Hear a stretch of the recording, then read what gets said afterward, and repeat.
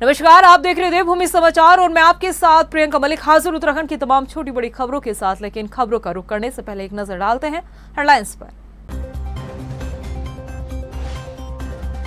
चमोली में नमामि गंगे प्रोजेक्ट की साइट पर करंट फैलने से बड़ा हादसा, 16 लोगों की मौत, 6 लोग घायल। सीएम धामी ने दिए मजिस्ट्रियल जांच के आदेश।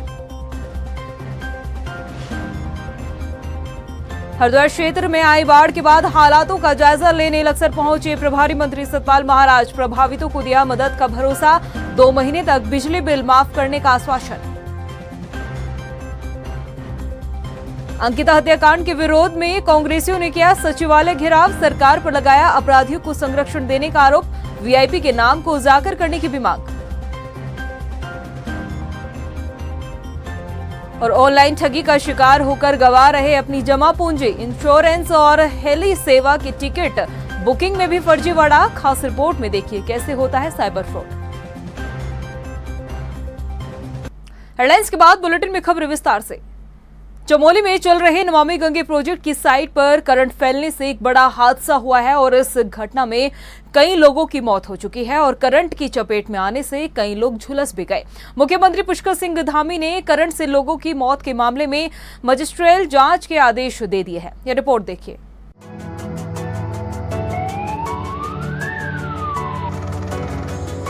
चमोली में बुधवार की सुबह अपने साथ एक बड़े हादसे का बुलावा लेकर आई। दरअसल चमोली में नमामि गंगे प्रोजेक्ट की साइट पर अचानक करंट फैल गया।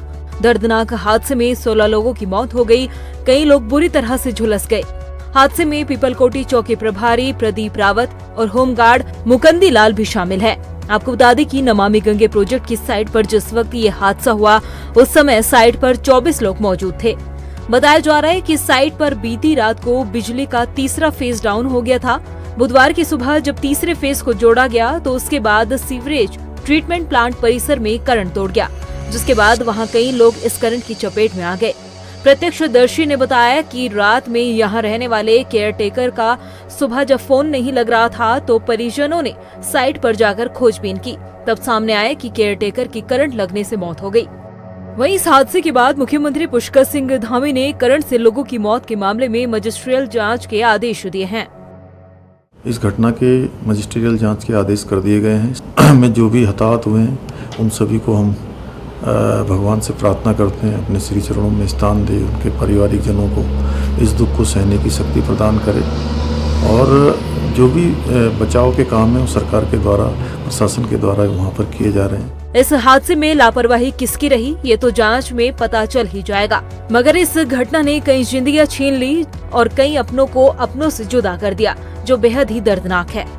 वहीं इस हादसे के बाद खराब मौसम की वजह से मुख्यमंत्री पुष्कर सिंह धामी चमोली नहीं जा पाए, मगर सीएम पुष्कर सिंह धामी ने ऋषिकेश एम्स पहुंचकर घायलों का हालचाल जाना है। सीएम पुष्कर सिंह धामी ने हादसे की चपेट में आए मृतकों के आश्रितों को 5 लाख रुपए का मुआवजा देने का ऐलान किया है। साथ ही घायलों को 1-1 लाख रुपए की राहत राशि फौरन देने का ऐलान किया। साथ ही केंद्रीय गृह मंत्री अमित शाह ने भी मुख्यमंत्री पुष्कर सिंह धामी से इस घटना की जानकारी ली है और हादसे पर दुख जाहिर किया है।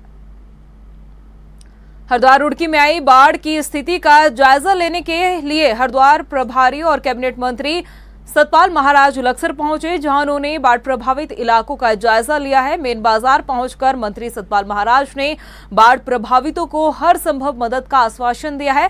बाढ़ की वजह से व्यापारियों को हुए नुकसान का भी आकलन करने की बात कही।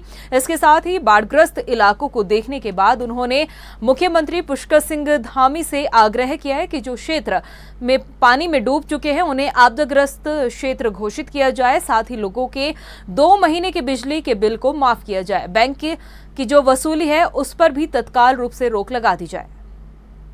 इस आपदा के समय में आपका जो कष्ट है, आपका जो नुकसान हुआ उसका आकलन करने आया हूं और ये पूरा क्षेत्र ही पानी में डूब गया। बहुत ज्यादा बारिश हुई है और इसको हम फ्रीक क्लाइमेट कहते हैं। तो इस प्रकार से पूरे क्षेत्र को ही नुकसान हुआ है। तो सबसे पहले तो हमारा काम होगा कि जो पानी में डूब गया है, जो क्षेत्र डूब गया है उसको आपदा ग्रसित क्षेत्र घोषित कराया जाए। और हमने निश्चित रूप में आप जो मुआवजे की बात की है तो माननीय मुख्यमंत्री जी को मैंने आग्रह भी किया है और ये भी साथ साथ कहा है कि आपदा ग्रसित क्षेत्र जो है घोषित होने के साथ साथ 2 माह की बिजली का बिल भी जो है माफ किया जाए, सरचार्ज को माफ किया जाए और बैंक के जो लोन की जो वसूली है उसको तत्काल रोकी जाए। वहीं देहरादून में कांग्रेस ने युवा नेताओं के साथ मिलकर अंकिता हत्याकांड और भर्ती घोटाले समेत कई मुद्दों के विरोध में सचिवालय घेराव किया। इस दौरान पुलिस ने बैरिकेड्स लगाकर कांग्रेसियों को रोकने का प्रयास किया, लेकिन पुलिस कर्मियों के साथ तीखी नोकझोंक देखने को मिली। कांग्रेसियों ने आरोप लगाया कि भाजपा सरकार आज तक अंकिता को न्याय नहीं दिला पाई है और न ही इस मामले में सीबीआई जांच करा पाई है। इसके साथ ही उन्होंने सरकार पर अपराधियों को बचाने का आरोप भी लगाया है। बहुत सारे ऐसे ज्वलंत सवाल हैं जिनको सरकार एड्रेस भी नहीं करना चाहती।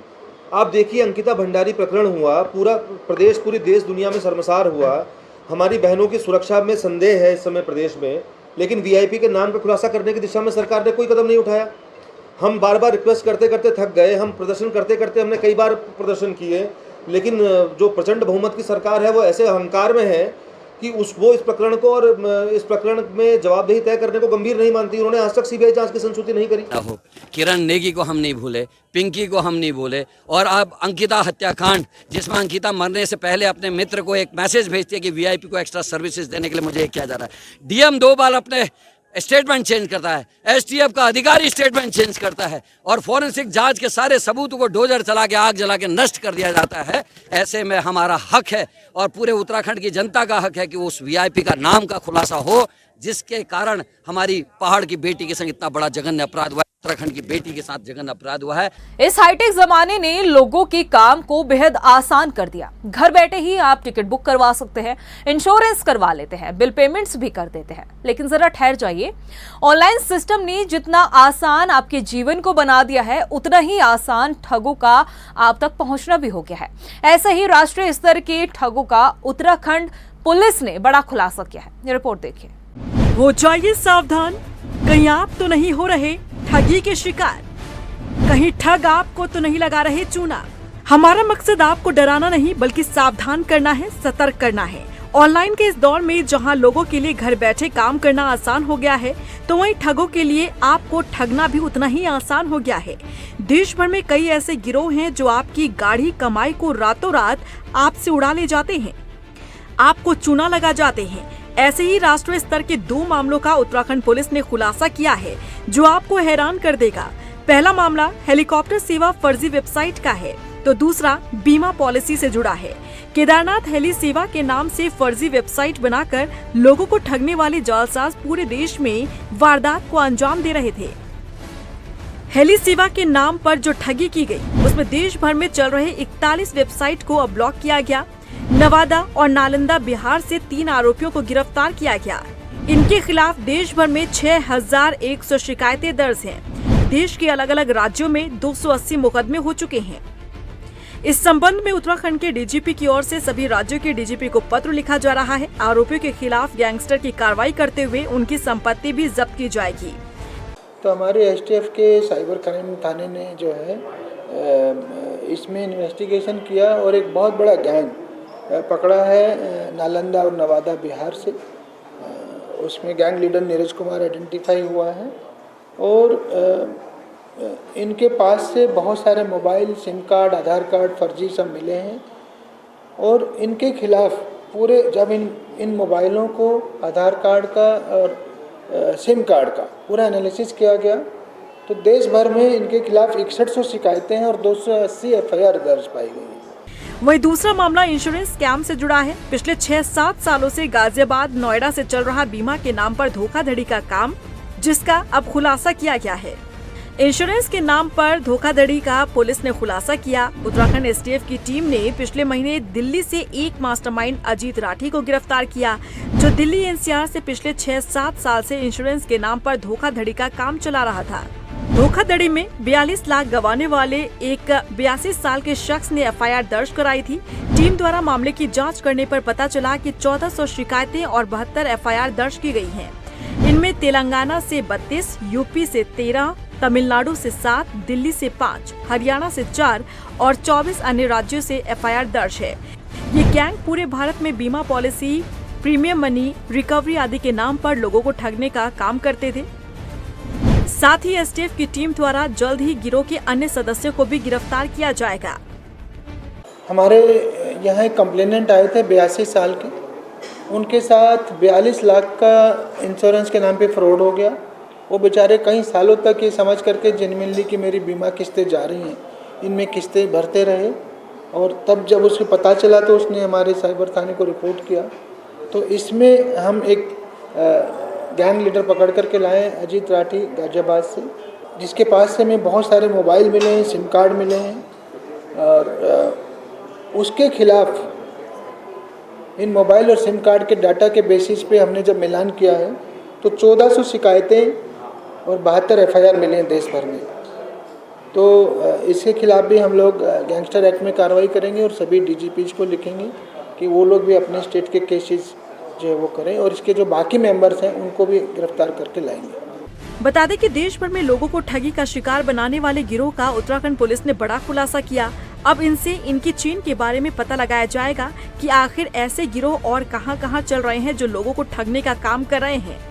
वहीं हल्द्वानी में गोलापार के ग्रामीणों ने NH 109 पर बने हल्द्वानी गोलापार और काट गोदाम पुल की मरम्मत की मांग की है। खस्ताहाल पुलों की दुरुस्त करने के लिए ग्रामीणों ने SDM के जरिए मुख्यमंत्री को ज्ञापन भी भेजा है। ग्रामीणों ने बताया है कि पिछले कई सालों से गोला पुल क्षतिग्रस्त हो रहा है और यही हाल काट गोदाम पुल का भी है। ग्रामीणों का कहना है कि किसी अनहोनी से पहले दोनों पुलों की दशा को सुधारना जरूरी है।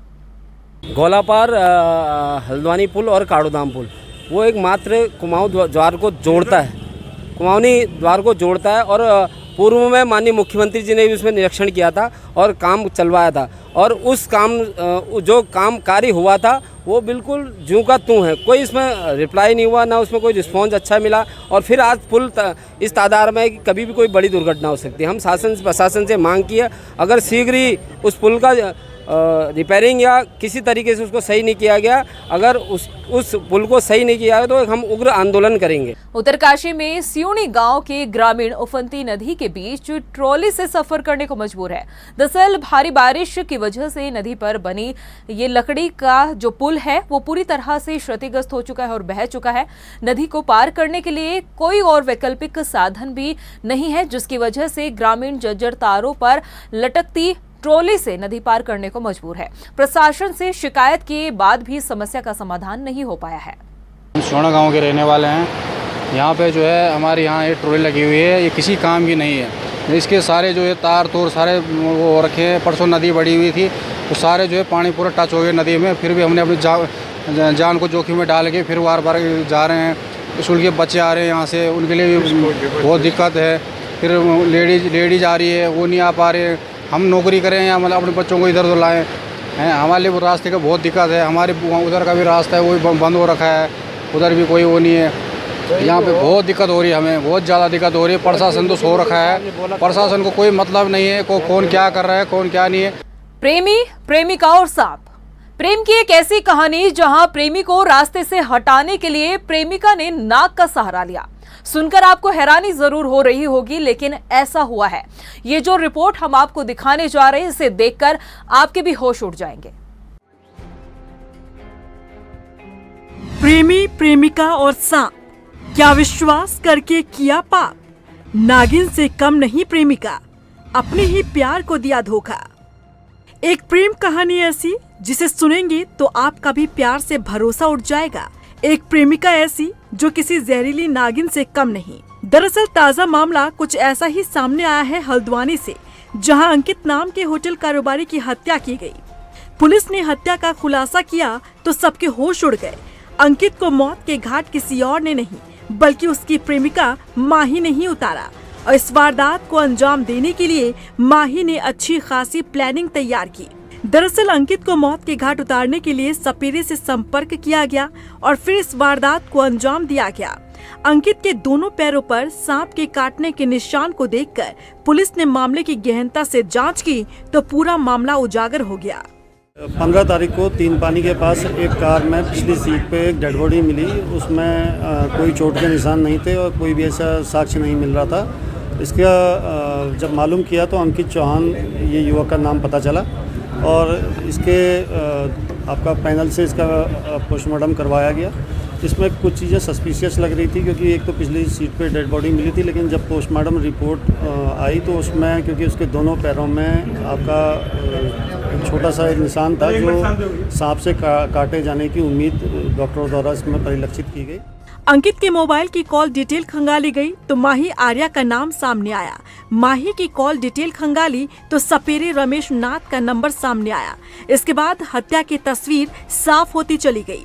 तलाश में जुटी पुलिस ने सपेरे रमेश नाथ को गिरफ्तार कर लिया, लेकिन इस हत्याकांड में 5 लोग शामिल थे। माही ने अपने दोस्त दीप कांडपाल, सपेरा और अपने नौकर राम अवतार और उसकी पत्नी उषा देवी को शामिल किया था।